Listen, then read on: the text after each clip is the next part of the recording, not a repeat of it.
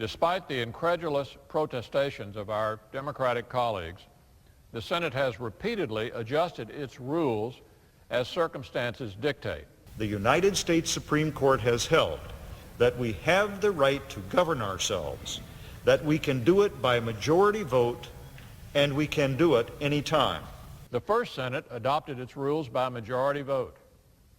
Rules, I might add, which specifically provided a means to end debate instantly by a simple majority vote. That was the first Senate way back at the beginning of our country. As a matter of fact, after a minority of senators blocked efforts to have an up or down vote on a proposal to arm merchant ships during World War I, the Senate adopted its first cloture rule.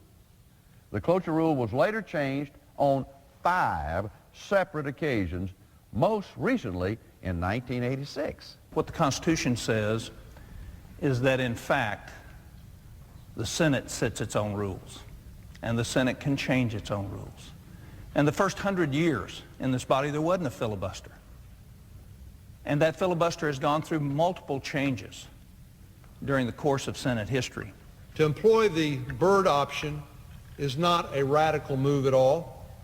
It would merely be an act of restoration.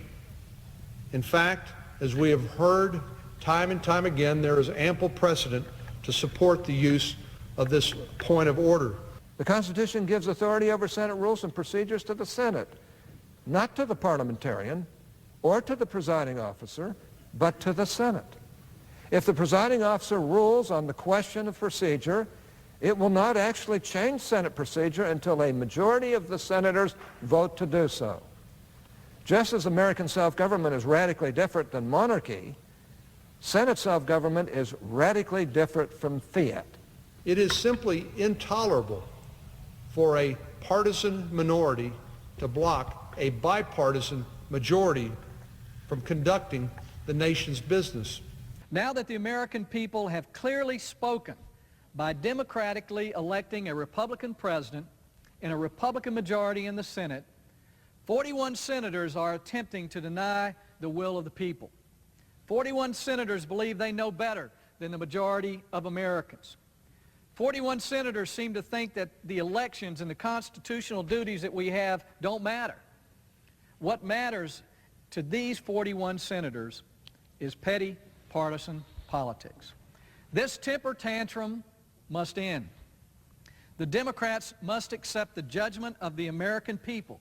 They cannot disregard election results simply because things did not go their way. Now let me speak to my own party's leadership.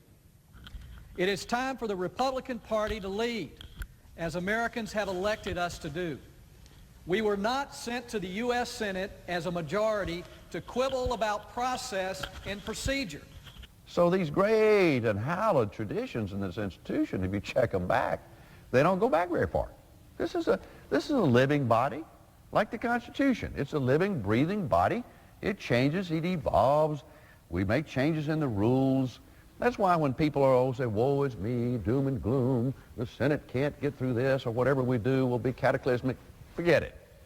We have a job to do here. Let's face it like men and women. Let's deal with this issue, and let's move on.